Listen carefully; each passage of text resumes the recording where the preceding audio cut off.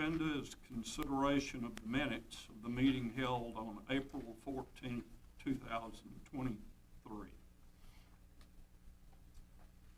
make a motion that we accept the minutes as written, Mr. Chairman. Do I have a second? Second. Any discussion? Call for the question. All in favor of the motion signify by raising your right hand. The motion carries. Mr. LaFleur, the director's report. Good morning, all. I'm not going to ask what the other guy looks like, Mr. Chairman. He looks worse. Well, good morning to everybody in the room. This is the 5th meeting of the Alabama Environmental Management Commission for FY 2023. There's been quite an active session of the Alabama legislature this year. There were several legislative matters I'll report on that could have a significant impact on the department. Budgetary funding matters are at the top of that list. Also on the list are several pieces of legislation impacting certain land division programs. Today's report will also update you on activities of the working group created to review and make recommendations on how to improve the state's response to the vegetative waste fire in St. Clair County. We'll also check on the status of the new field office and laboratory being constructed in Mobile and a new air quality monitor station also in Mobile. Finally, I'll recognize one of our personnel for achieving a significant professional milestone. For the last 5 years, about 6% of the department's operating budget has come from the state's general fund budget. The department also relies on the general fund to provide the matching funds required to obtain federal state revolving fund and bipartisan infrastructure law allocations. I'm pleased to report that the FY24 general fund budget adopted by the legislature and signed by the governor provides our requested $4 million of operational funds plus an additional $750,000 unrequested operational funding and the necessary match funds to obtain the full federal state revolving fund and bipartisan infrastructure law allocations available to the state. In an effort to retain state employees and compensate for inflation, the governor proposed and the legislature approved a 2% across-the-board raise for all state employees effective October 1st. For approximately the last year, we've been focusing on the FY 2025 for the fiscal year 2025, when a significant increase in departmental funding will be necessary to cover the 5 years of inflation and increasing federal mandates, primarily in the department's water program, since our last funding increase. Although it provided funding for 2024, we were disappointed that the legislature did not advance a bill to provide targeted water program funding for FY 2025 and beyond. It was our hope to address the looming funding issues for the department well before FY 2025 arrived. It was not to be.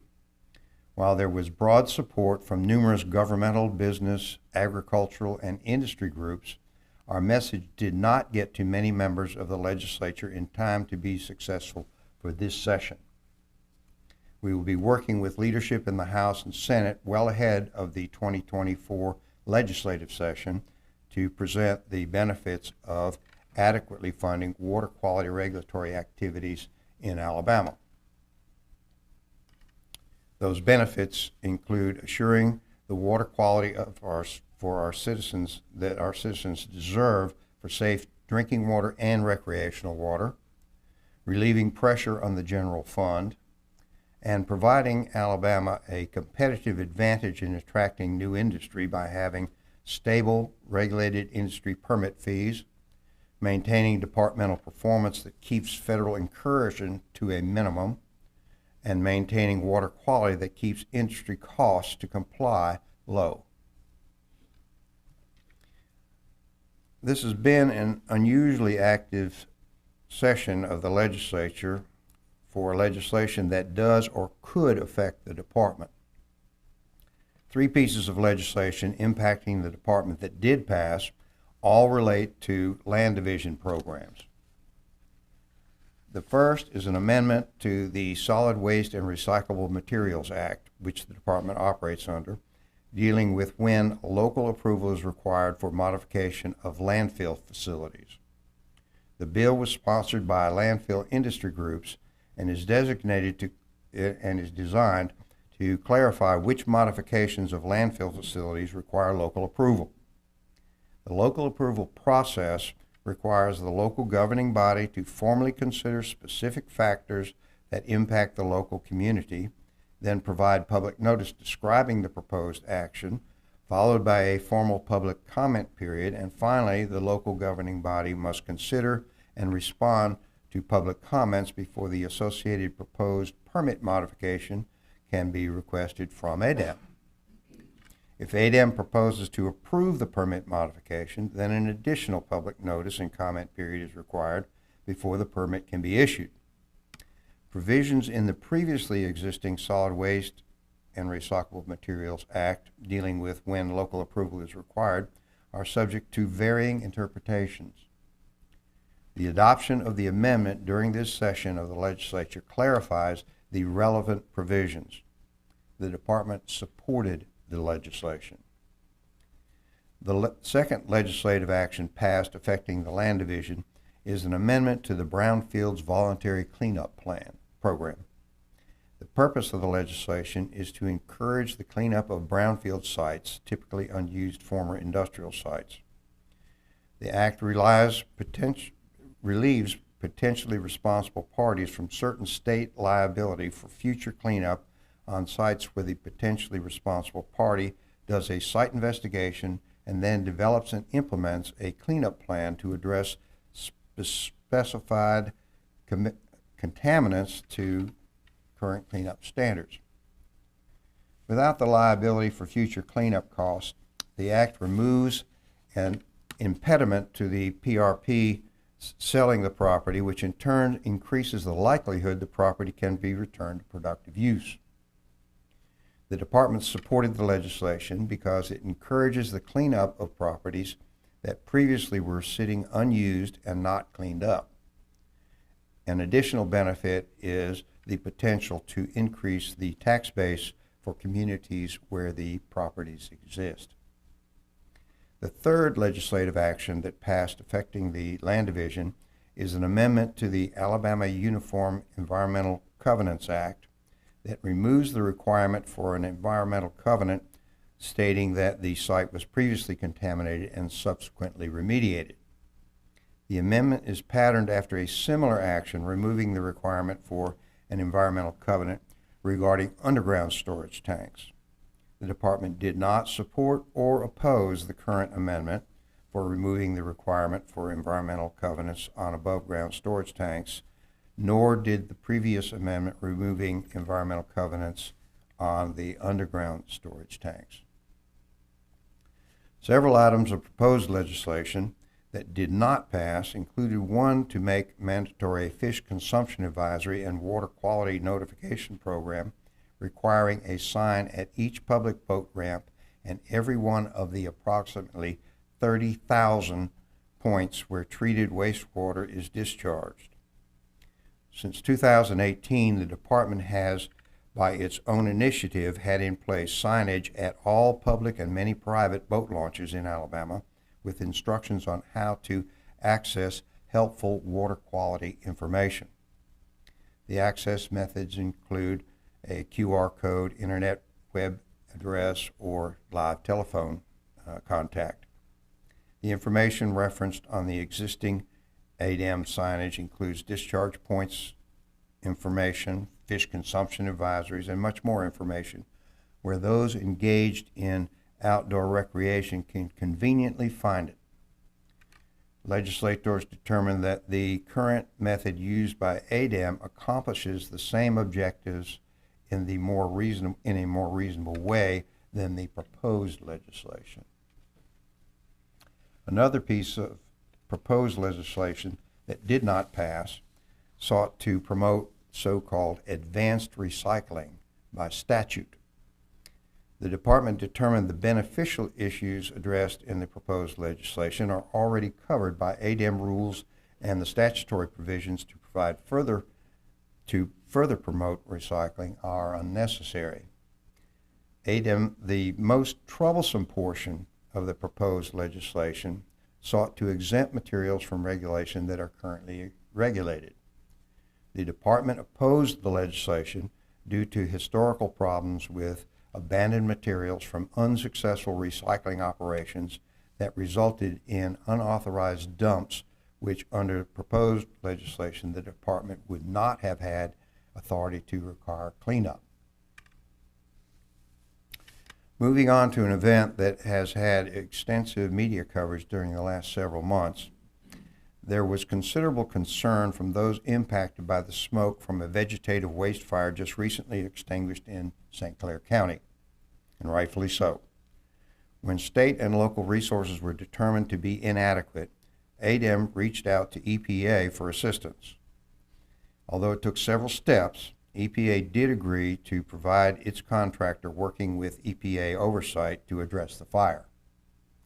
This extraordinary incident revealed shortcomings in the ability, authority, and resources of the state and local governments to respond to situations that are outside the scope of regulated activities, but nonetheless pose risks to the public. ADEM formed a working group with representatives of government-related entities, including ADEM, the Alabama Emergency Management Agency, Alabama Forestry Commission, Association of County Commissioners, the Alabama League of Municipalities, Alabama Department of Agriculture and Industry, Alabama State Senate, and Alabama State House of Representatives. The objectives of the working group are to review the response to the vegetative waste disposal site fire in St. Clair County. This included each member of the working group reviewing the response to the fire from its own agency or constituents' perspective, identify shortcomings or gaps in the authority of state and local governments to respond to such emergencies. Part of that effort was to solicit and review input from the public. The group also compared the existing plan for responding to this type of emergency with the actual response to the fire emergency. Additional input from the governor's office, State Department of Insurance, and St. Clair County officials was obtained. The working group is now in the process of setting out its findings, including assessment of the current state of relevant statutes, regulations, and resource levels, and recommendations are being developed for improving the responsiveness to these types of incidents in the future. Next, a report on the status of construction of our Mobile field office and laboratory. Here is an earlier view of the whole site before the roof was complete. We were unable to take more recent aerial photos due to limitations on drone operations around the nearby airport. Mobile Bay and the Coast Guard station are just out of view beyond the top of the photo, and you can see Broad Street at the bottom. The boat storage building at the rear of the site is complete. You can see the distinctive large curved wall at the front of the office area of the building, and a second smaller curved wall about halfway back on the right where the lab area will begin. The main building, the lab foundations, the building walls, and the roofing are complete. The application of stucco on the exterior walls is nearly complete. Note the completed curb and gutters around the site and parking areas. Preparations are underway to install the rubber-modified asphalt made with recycled scrap tires in the drives and parking areas. You can also see the completed stormwater retention pond to the right. The next two slides show the interior wall framing being installed. First is the conference room at the front of the building. If you look closely, you can see some of the HVAC ductwork. And this next one showing some of the framing in the office area on the north side of the building. The plumbing, electrical, and HVAC systems are well underway, and windows are being installed. Office furnishings have been ordered. The project is approximately 70% complete, and completion is scheduled for mid to late summer. This final slide is the artist's rendering of what the finished building will look like. Another recent event in Mobile is the pending installation of a new PM10 air monitor. This monitor will complement the PM 2.5 monitors currently in the operating in the Mobile area. Particulate matter measuring 2.5 microns and smaller is of the greatest health concern. Data shows that the PM 2.5 levels are well under control. Several interested parties expressed a desire to monitor particulate matter up to the larger 10 micron measure. Also, although the data was developed over a period of many years in the past, it was found not to approach the level that would create a health concern. Working with EPA, a plan was developed and implemented to revisit the PM10 issue to confirm previous findings. The result is a pending installation of the new PM10 monitor. Last, but certainly not least, I'm pleased to introduce you to Mary Catherine Mouche. I'm terrible with names. Mouche. Mary Catherine, I apologize for mispronouncing, in our land division. As you know, we strongly encourage our personnel to develop professionally. One of the most significant milestones in the professional development of ADEM personnel comes with the educational achievement, work experience, and rigorous testing necessary to earn the title of professional engineer. Mary Catherine has done that, and I take the opportunity to have you join me in congratulating her.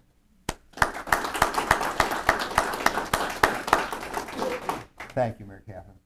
Well done. Well done. That concludes today's report. If you have any questions, I'll be pleased to answer them. Thank you. Okay, thank you. All right, third item on the agenda is a report from the commission chair, and today I do have a report. It is time to start another evaluation of Director LaFleur's job performance as part of the commission's upcoming ADEM Director Job Performance Evaluation. Written comments from the EMC members will be requested via memo from me. A notice providing the opportunity for interested persons to submit comments will be posted on the ADEM website and emailed to the advance notice of the commission meetings notification list. Comments on Director LaFleur's job performance should cover the period from October 15th, 2022 to July 31st, 2023. The deadline for receipt of comments for the upcoming evaluation, a compilation of the written comments received, will be compiled as part of the evaluation process. All right, brings us to agenda item 4, Bill Patterson Construction, Inc. versus ADEM EMC, docket number 22-02. Under agenda item 4, the commission has before it in this matter proposed orders from the hearing officer on the petition's motion for directed verdict dated April 3rd, 2023 on ADEM's motion to strike and dismiss, and the hearing officer's report and recommendations. Also before the commission are filings by the petitioner and ADEM. The petitioner filed a motion for directed verdict dated May 19th, 2023. An objection to the administrative law judge's findings of fact and conclusions of law, and alternative findings of fact and conclusions of law by the EMC. ADEM filed a reply to petitioner's objections to recommendation of hearing officer and a proposed order. I will entertain a motion from the commission regarding hearing officer's proposed order on the petitioner's motion for directed verdict dated April 3rd, 2023, or alternatively on petitioner's motion for directed verdict dated May 19, 2023. Mr. Chairman, am I correct in assuming that Mr. Patterson is not here today? That's my understanding. Okay, thank you. Mm-hmm. All right. Do I have a motion? Move to approve the hearing officer's recommendation to deny the petitioner's motion for directed verdict dated April 3rd, 2023. Do I have a second? Second. Is there any discussion? Call for the question. All in favor of adopting the motion signify by raising your right hand. All opposed? The motion carries. All right. I will next entertain a motion from the commission regarding the hearing officer's recommendation to deny ADEM's motion to strike.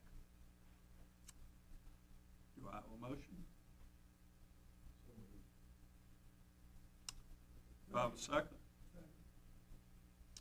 Any discussion? Call for the question. Everyone in favor of the motion signify by raising your right hand.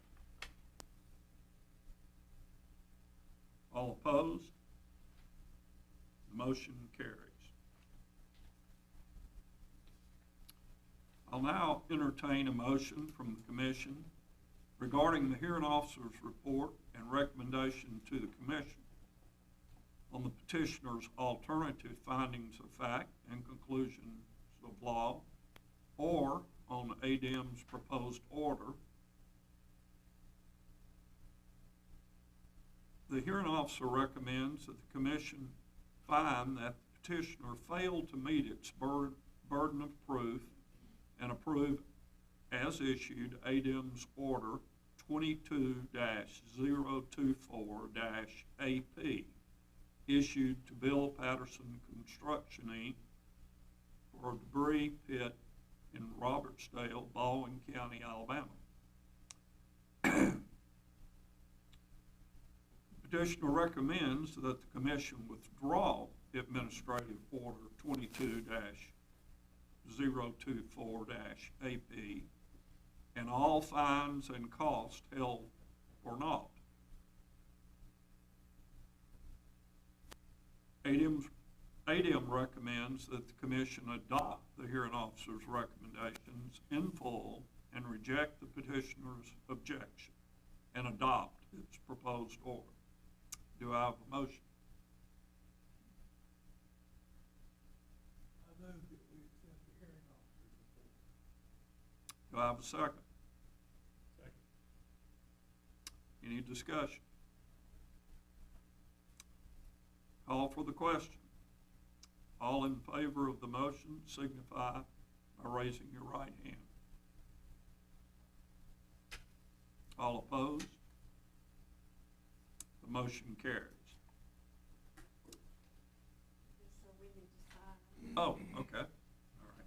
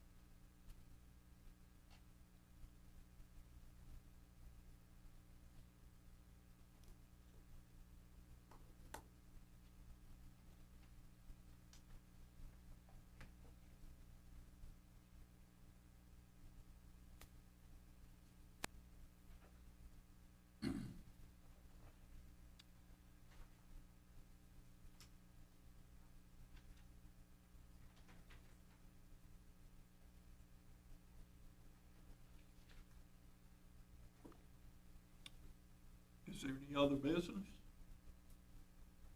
Yeah, we just have two designs. I'm sorry? Did we just have two places to sign? Yes. Seeing none, we'll move on to agenda item 6. The date of the next commission meeting is August 11th, 2023. Are all commissioners here planning to be present? All right.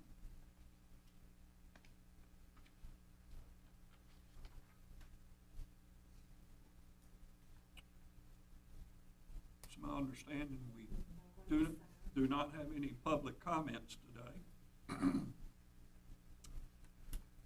So I'll entertain a motion to adjourn. Do I have a second? Second. Call for the question. All in favor of the motion, signify by raising your right hand. We are adjourned. Stay here.